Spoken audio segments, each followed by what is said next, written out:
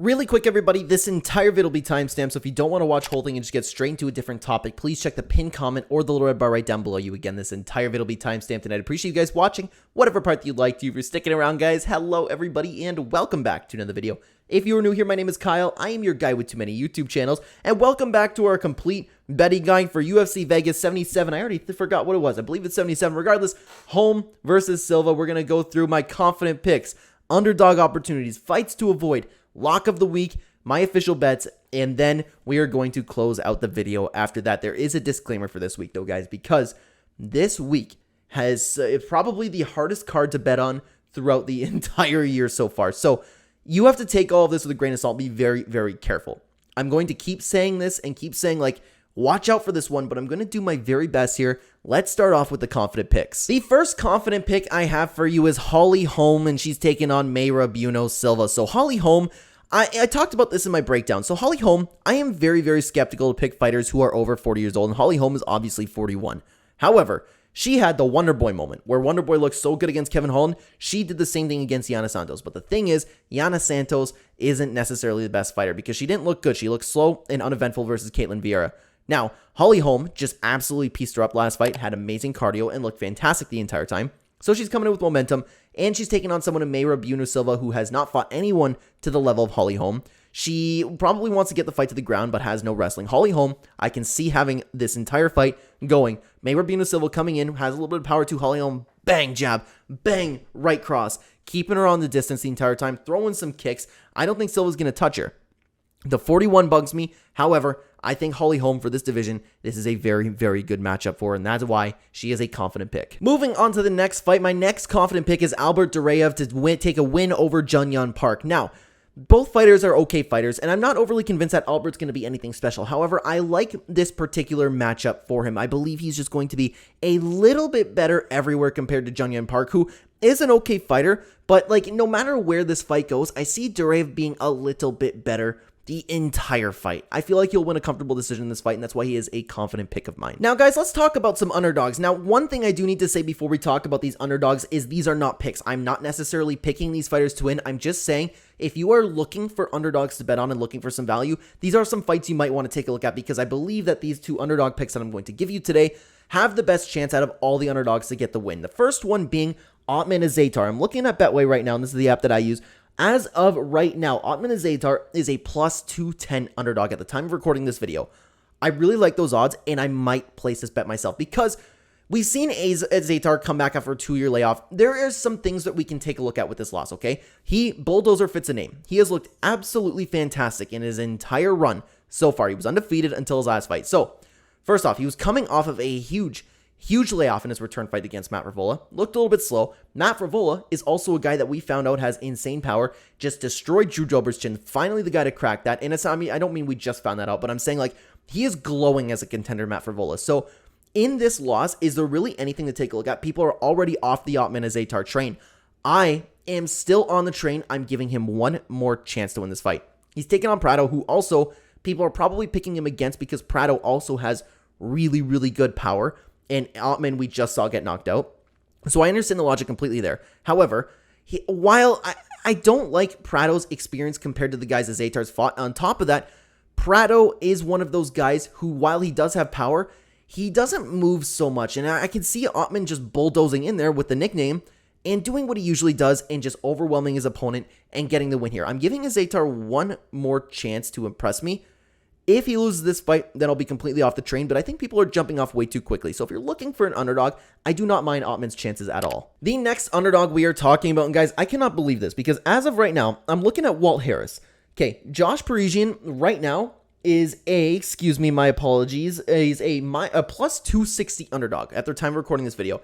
That is absolutely insane to me because Walt Harris, we have seen him exit the UFC, having 3 not close fights, horrible losses. Granted, those are to good, besides maybe Marcin Tybura, depending on how you want to engage that fight. Has not looked good at all, and he lost some really good contenders, okay? It has been 2 years since we've seen him. He has turned 40. That is huge to come back to. Returning after a long layoff and ring rust is a real thing at 40 years old, I do not like, and he exited the UFC horribly. He looked horrible in his losses. Josh Parisian, on the other hand, 34 years old, getting out of his prime now, but of course he has a spotty record. We've seen him win we've seen him lose, okay? We know Josh Parisian, he comes in, he throws shots, tries to knock you out. I believe he will knock out Walt Harris out in this fight. I'm actually picking Josh Parisian in this fight. Not one that I want to bet on because it's heavyweight, but I think these are very, very good odds. Walt Harris, we do not know how this dude's going to come back. He has not looked like himself. He looked like a contender at one point, but after those losses and coming back of how he's looking now, I don't like it. I don't like it at all, and I think Josh Parisian will win this fight. Now, guys, let's talk about some fights you should be avoiding betting on, okay? These are fights that I believe that you have no idea what's going to happen, and I think that just throwing your money on these fights is like throwing your money on red, okay? That's what I believe here, and there is honestly a lot of risky ones on this card, but I'm not going to go through the entire card with you. These are the ones that I believe you should absolutely 100% not be betting on. The first one being Ashley Evans Smith versus Ailin Perez. Both fighters, I mean, absolutely no disrespect behind this, both fighters are not UFC caliber and are not good. I do not believe Ailin Perez. The only reason people are paying attention to her is because of her weigh-ins. But if you looked at that performance, she did not look good at all. Ashley Evans Smith coming off of a layoff too, and you can see by the record, just losing, with one being against Beck Rawlings, who is 7-7. We all know Beck Rawlings, like Paige Van Zant beat her, right? Like this is ridiculous. Okay, this fight is something that you should not be betting on at all. This fight is a 50-50. We don't know how good Perez is. We haven't seen anything impressive from her at all, and Evan Smith is a definition of unimpressive. I think you should stay away from this fight completely. The next fight that I think you guys should stay away from is Austin Lingo versus Melquizel Costa, mostly being because Melquizel Costa, my apologies, is because while he looked okay coming out of LFA, it's really tough to gauge because he lost his first UFC fight, and that was on short notice, okay? We don't know how good his skills transfer over to the UFC, and Austin Lingo's that guy that's just on the next level. He's like a really good UFC newcomer fight, okay? And Austin Lingo, while he did lose his last fight, he's looked pretty good before that, okay? And his loss was against Nate Landwehr, which is honestly really good. Both of these guys have really nice skills, and this fight's probably going to remain on the feet, but we just don't know how good Costa is right now.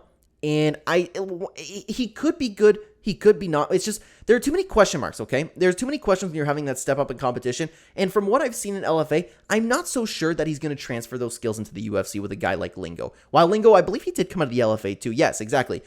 While he has proven his skills in the UFC, he belongs here. I don't know that about Costa. I think you should just stay away from this fight because I'm not sure exactly on Costa's skill level yet when moving up to the UFC. Let's talk lock of the week, guys. Now, okay, I'm going to be honest with you. I don't believe that I have a lock of the week this week. I'm not 100% on Azat Maxim, okay?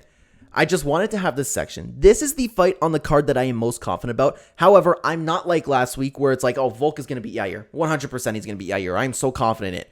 I'm not even going to bet on this fight because the odds are crazy, okay? I'm not that confident. I'll probably put him as a parlay piece. My lock of the week this week, what can you call it? Like, comment down below, by the way, if I don't have exactly a lock. Comment down below a thing that I could call that, like a prediction of the week, maybe. I don't know. My apologies, guys. Anyways, Tyson Nam, you see this card, this fight is down in flyweight, and Tyson Nam, 21-13, has had a very, very rocky road as of recently. He's been okay, but at the same time, he's still been losing, okay? 39 years old for flyweight is absolutely ridiculous. And a lot of times when you see a contender like Maxim come into the UFC, and that's something to mention, is this is his first fight in the UFC. However, if you go back and look at any of his fights, any of his performances, this dude seems like he actually has a skill level to compete in the UFC, especially in the flyweight division. I believe the UFC is giving him Tyson Nam because it's a great matchup for him, and the odds, honestly, I kind of agree with them. I am all over this guy. I'm on the hype train. I'm excited to see how he performs in the UFC.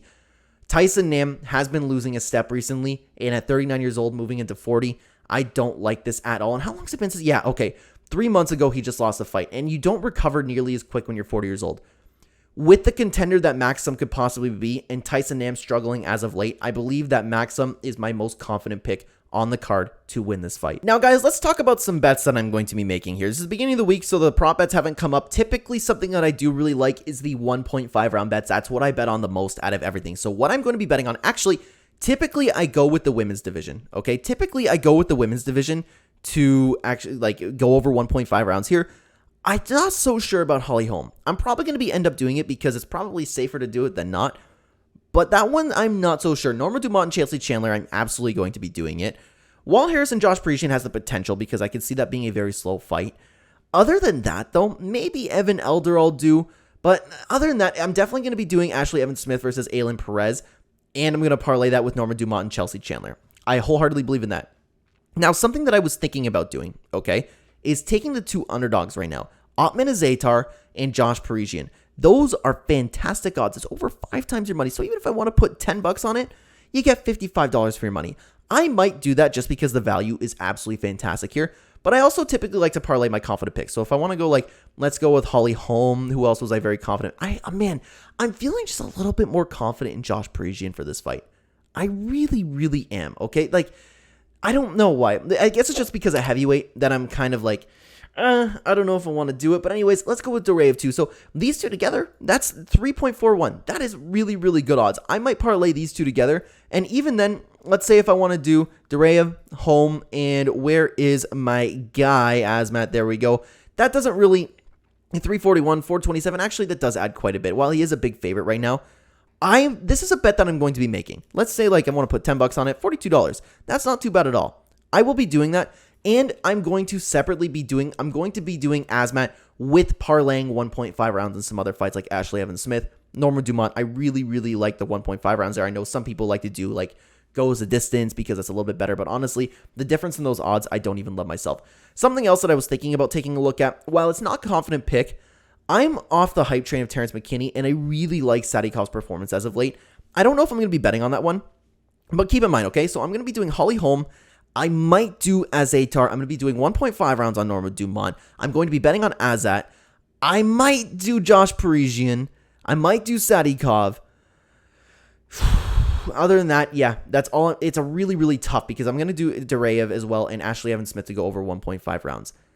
But then again, like Ashley Evans Smith, honestly, really good underdog odds because like I'm not. You know what? I'm staying away from that fight. Like I said, stay away from that fight. It's an intriguing one to go about. You know what I mean? Because like anything can happen in those WMMA positions. But stay away from it. I'm sticking to my word. I get bit so many times after betting on women's MMA, and it's gonna happen with Holly Holm, man. It's gonna happen.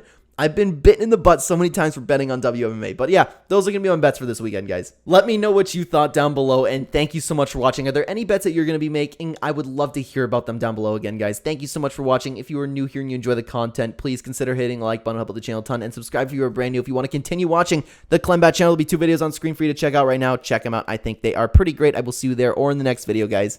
Take care.